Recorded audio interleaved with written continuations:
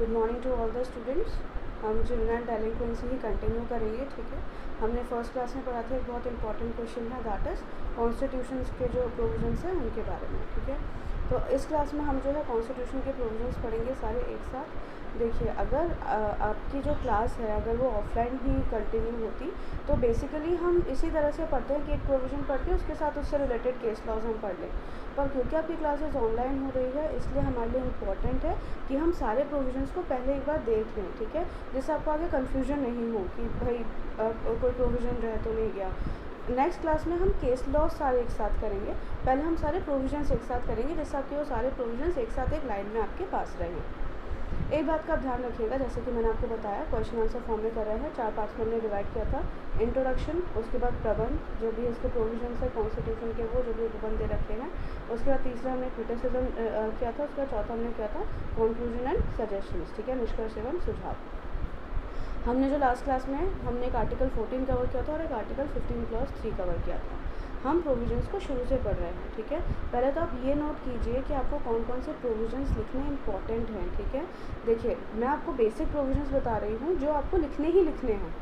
इसके अलावा आप और चाहें तो आप एडिशन कर सकते हैं इसका। जो हमारे पास प्रोविजंस रहेंगे वो एक तो रहेंगे हमारे पास फंडामेंटल राइट्स पार्ट 3 में, और एक हमारे पास रहेंगे डीपीएसपी में। डीपीएसपी क्या है? Directive principles of state policy, नीति निर्देशक तत्व जिन्हें हम कहते हैं, ठीक है। तो इन दो पार्ट्स में जो है आपके प्रोविजंस दे रखे हैं, एक फंडामेंटल राइट्स में दे रखे हैं पार्ट 3 में और एक डीपीएसपी में दे रखे हैं, ठीक है। पहले सबसे पहले तो प्रोविजंस नोट डाउन कीजिए जो आपको लिखने ही लिखने हैं, that is article 14, article 15 clause 3, article 21, article 21A, article 23, article 39 का क्लॉज E और F, आर्टिकल 45 एंड आर्टिकल 47। वापस नोट कीजिए, आर्टिकल 14, 15 क्लॉज 3, आर्टिकल 21, 21A, 23, 24 नहीं 24 नहीं है, 23 के बाद है 39, E एंड F, 45 और 47, ठीक है। ये प्रोविजंस आपको ध्यान में रखने हैं, ये लिखने हैं हमें, ठीक है। जो आर्टिकल 23 तक है that is cover under fundamental rights part 3 में, और जो आर्टिकल 39 है, 45 और 47 है वो नीति निर्देशक तत्वों में कवर होता है।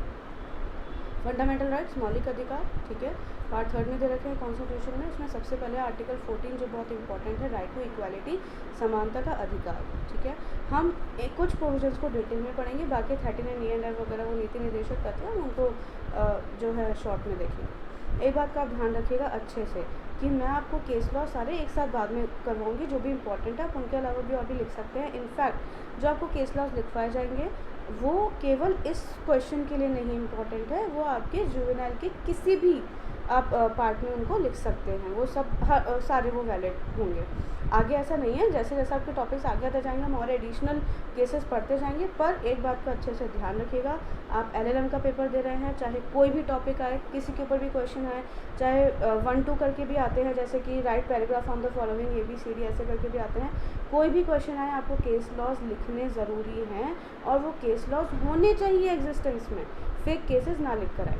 अगर आपको लगता है कि आप फेक केसेस लिख भी रहे हैं तो फेक केसेस करके ना लिखें, इस तरह से लिखें accordingly in the important case law we can say that, ठीक है। क्योंकि आप कितनी आप केसेस आप इम्पॉर्टेंट केसेस में लिखेंगे तो ऑब्वियसली वो अच्छा फ़र्क पड़ेगा उससे। आर्टिकल 14 पर आते हैं हम, the state shall not deny. अच्छा, एक बात और का ध्यान रखिए आप कि कोई भी आर्टिकल पढ़ने के लिए बेस्ट तरीका होता है डिवाइड एंड रूल, ठीक है। तो आपको क्या करना है कि आपको एक आर्टिकल को डिवाइड कर देना है, ठीक है। आप जितना उसको अच्छे से डिवाइड कर पाएंगे उतना आप उसको अच्छे से लिख पाएंगे। आर्टिकल 14 क्या कहता है? The state shall not deny to any person equality before law or equal protection of laws in the territory of India. क्या? द स्टेट, फर्स्ट थिंग क्या है हमारे पास, पहला एसेंशियल क्या है इसका? स्टेट, ठीक है, ध्यान रखिएगा। Shall not deny to any person, second person, ठीक है, पहला स्टेट, सेकेंड पर्सन।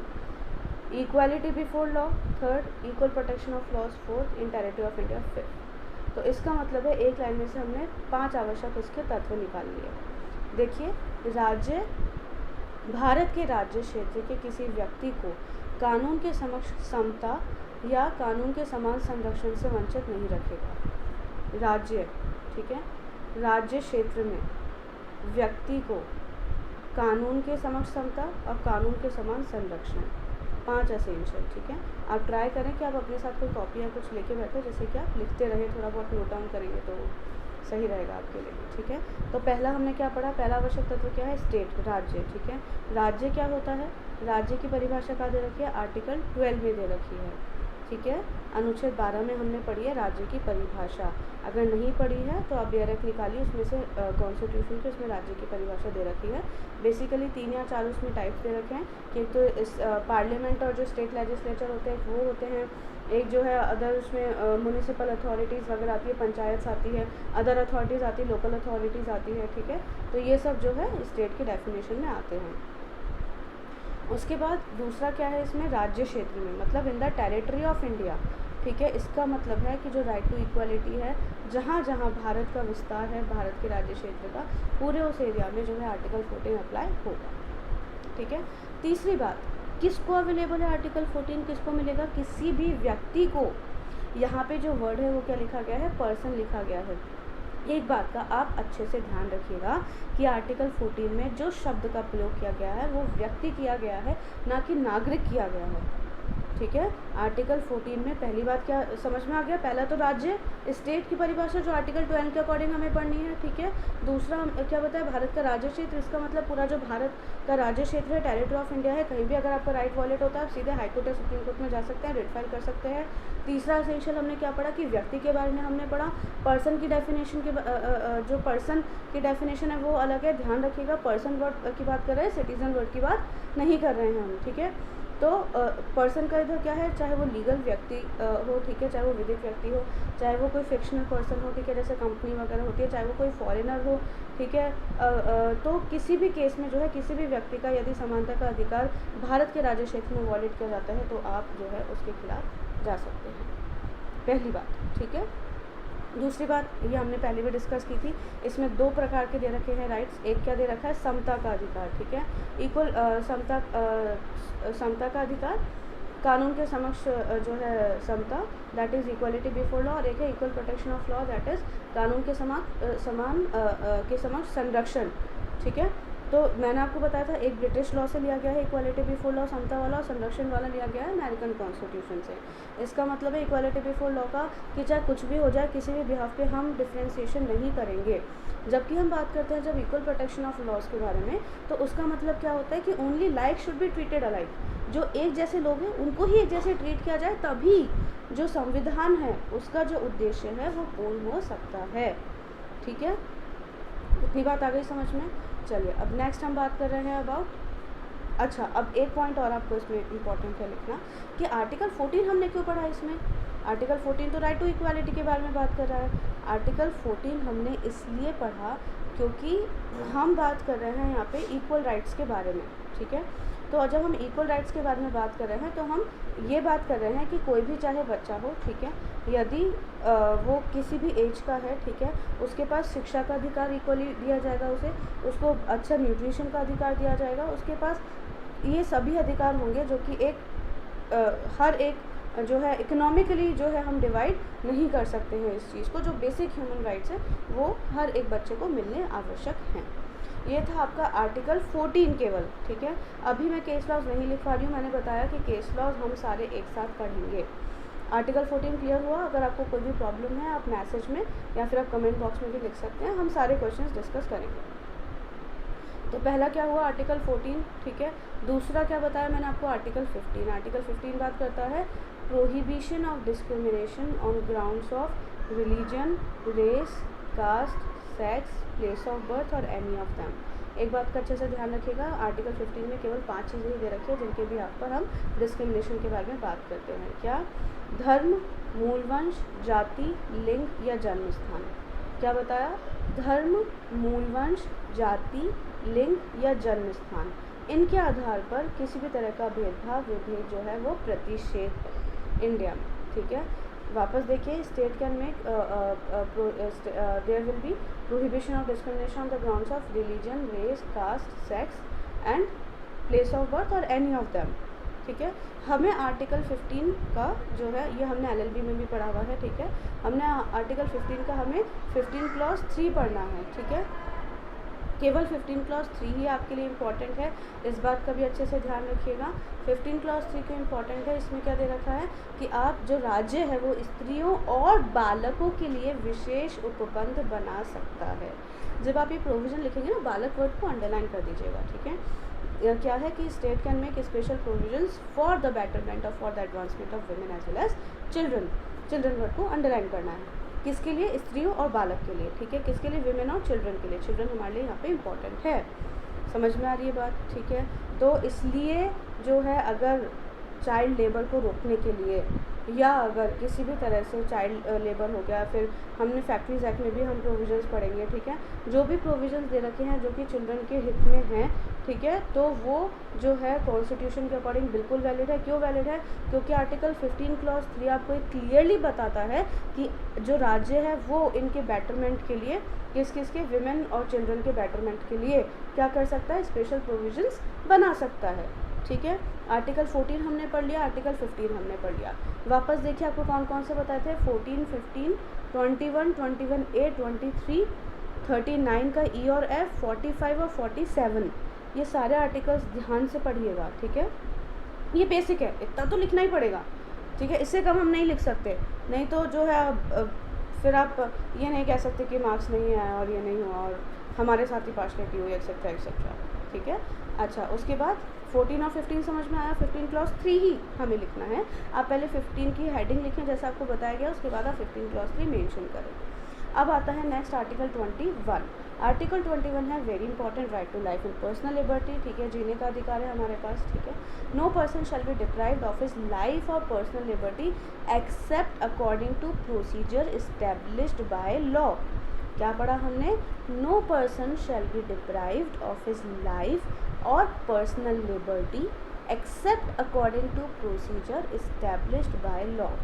किसी भी व्यक्ति को उसके प्राण या दैहिक स्वतंत्रता से विधि द्वारा स्थापित प्रक्रिया के अनुसार ही वंचित किया जाएगा, अन्यथा नहीं। अगेन यहाँ पे जो वर्ड है वो सिटीज़न नहीं है, वो पर्सन है, व्यक्ति है, इसलिए चाहे वो सिटीज़न हो चाहे नॉन सिटीज़न हो, अगर वो इंडिया के क्षेत्र में है, इंडिया की टेरिटरी में है, तो उसके पास राइट टू लाइफ है, ठीक है।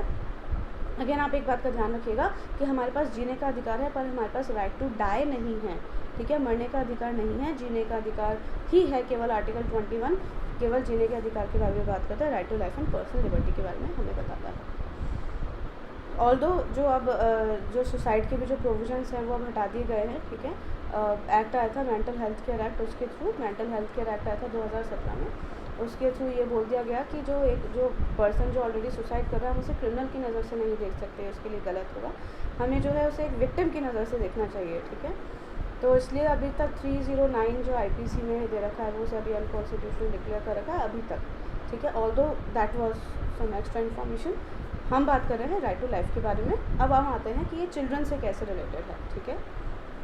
देखिए, राइट टू लाइफ बात करता है, राइट टू लाइफ में हम जब आगे केस लॉज पढ़ेंगे तब हम ये पढ़ेंगे कि राइट टू लाइफ का मतलब केवल जीने का अधिकार नहीं होता, आपके जीने के अधिकार, ध्यान से सुनिएगा, हमने क्या बोला कि इंडिया में केस लॉज के थ्रू हमने ये डिसाइड किया है कि राइट टू लाइफ में केवल जीने का अधिकार नहीं आएगा, राइट टू लाइफ में जीने के अधिकार के अंतर्गत और भी बहुत सारी चीज़ें शामिल हैं। हम केवल इस बात को और ध्यान रखिएगा, आर्टिकल 21 अभी हम केवल चिल्ड्रन के, बालकों के ही पॉइंट ऑफ व्यू से पढ़ रहे हैं, यूथ के पॉइंट ऑफ व्यू से पढ़ रहे हैं। कॉमन सारे केसेस नहीं लिखने हमें कि आर्टिकल 21 में ये भी है, सारे नहीं लिखने हैं। जो चिल्ड्रन के पॉइंट ऑफ व्यू से इंपॉर्टेंट है हम केवल उसी पे फोकस करेंगे।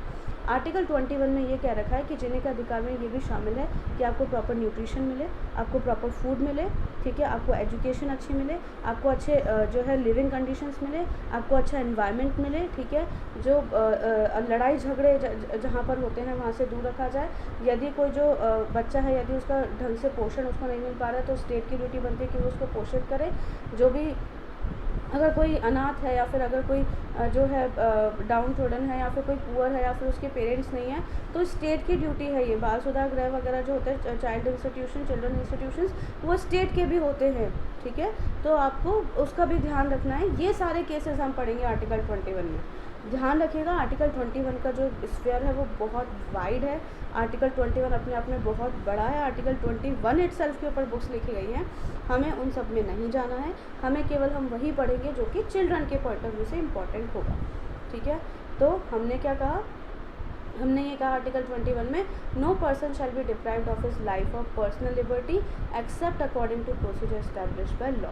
किसी भी व्यक्ति को उसके प्राण या दैहिक स्वतंत्रता से विधि द्वारा स्थापित प्रक्रिया के अनुसार ही वंचित किया जाएगा, अन्यथा नहीं। इसमें एक और वर्ड है procedure established by law, that is जो है स्थापित प्रक्रिया, विधि द्वारा स्थापित प्रक्रिया के अनुसार उसे वंचित किया जाएगा, अन्यथा नहीं। तो ये जो अभी है ये इसका भी अलग से इंटरप्रिटेशन होता है, पर अभी आपके पॉइंट ऑफ व्यू से इतना इंपॉर्टेंट नहीं है। फिर भी अगर आपको समझना है आप कमेंट बॉक्स में डाल सकते हैं and I will let you know about it. हम वो भी डिटेल में डिस्कस कर सकते हैं, डोंट वरी।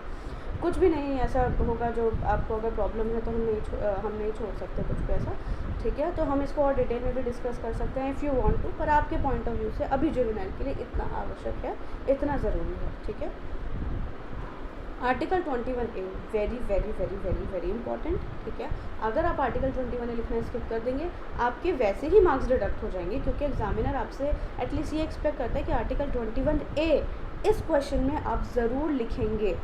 समझ में आ रही है बात। Article 21A is right to education, शिक्षा का अधिकार, 86th अमेंडमेंट एक्ट 2002 से जोड़ा गया, ठीक है। क्या बोला, आर्टिकल 21A है, ठीक है, शिक्षा का अधिकार, राइट टू एजुकेशन के बारे में बात करता है, जो कि 86th संशोधन जो हुआ था, अमेंडमेंट हुआ था 2002 में, उससे इसको जोड़ा गया है, ठीक है।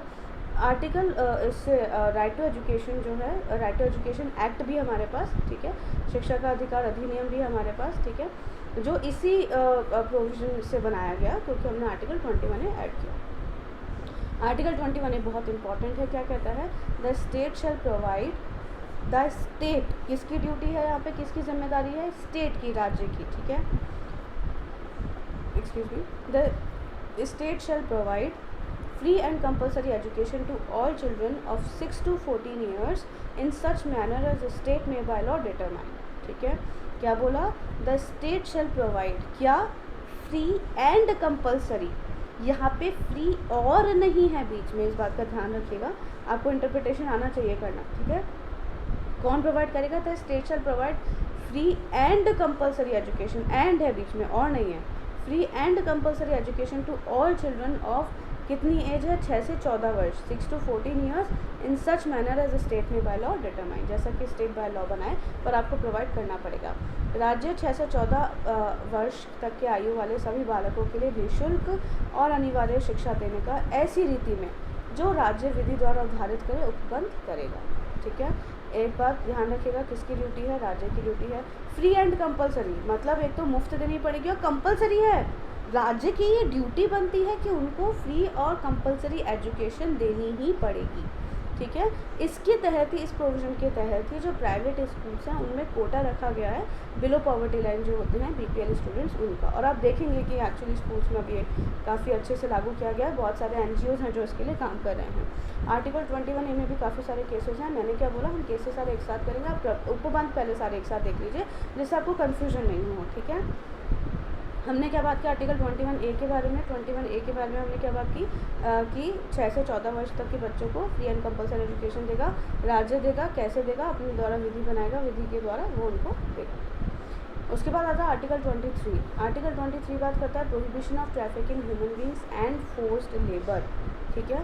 क्या बात की हमने, prohibition of traffic in human beings and forced labour, ठीक है, मनुष्य के क्रय विक्रय और बेगार, ठीक है। बेगार का मतलब होता है ज़बरदस्ती श्रम करवाना, फ्री ऑफ कॉस्ट की काम करवा रहे हैं आप किसी से, और बेगार पर रोक लगा दी गई है जिसका उल्लंघन विधि के अनुसार दंडनीय अपराध है।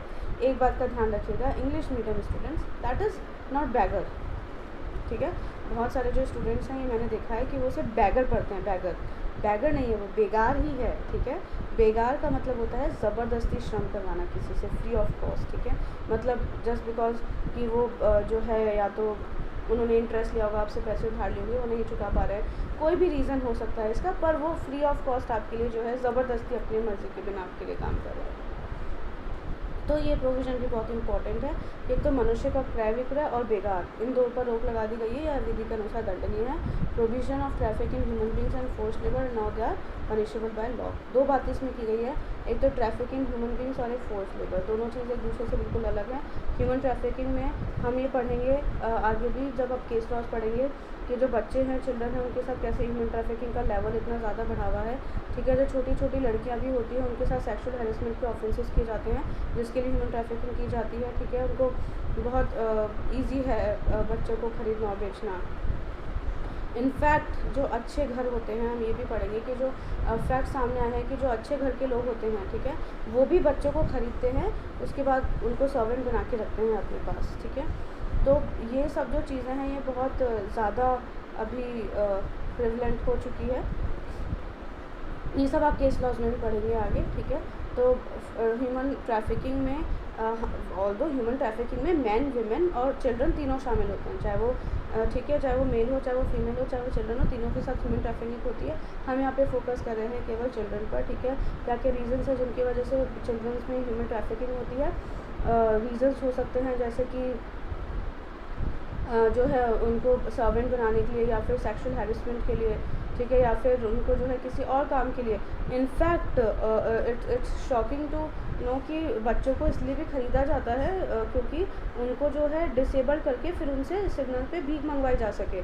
इवन ये भी जो है फैक्ट सामने आए हैं। ठीक है, तो एक तो ह्यूमन ट्रैफिकिंग और एक फोर्स लेबर। फोर्स लेबर का मतलब होता है जो बच्चे होते हैं उन्हें फोर्स किया जाता है कि जो है आप उन्हें फोर्स किया जाता है कि फ्री ऑफ कॉस्ट या फिर बहुत ही कम कॉस्ट पे जो बेसिक सैलरी है वो भी उनको प्रोवाइड नहीं की जाती है। ठीक है, तो ये है 23 तक, आर्टिकल 23 तक हमने पढ़ा। आर्टिकल 23 तक जो है आपके फंडामेंटल राइट्स पूरे हो गए हैं। ध्यान रखिएगा वापस 14, 15, 21, 21 और 23 हमने अभी पढ़े हैं जो कि आपके फोर्स से रिलेटेड है। ठीक है, आर्टिकल 39, 45 और 47 जो है, ठीक है, वो नीति निदेशक तत्वों के बारे में बात करते हैं। ठीक है, certain principles of policy to be followed by the state. राज्य अपनी नीति का किस प्रकार संचालन करेगा। ई और एफ ही इंपॉर्टेंट है आर्टिकल 39 के। नीति निदेशक तत्वों के बारे में बात कर रहे हैं। आपको पता होगा नीति निदेशक तत्व क्या होता है। Directive principle of state policy, जो कि राज्य के लिए नियम बनाए गए हैं, पर इससे जो है आपको कोई लेना देना नहीं है। ठीक है, ये राज्य के लिए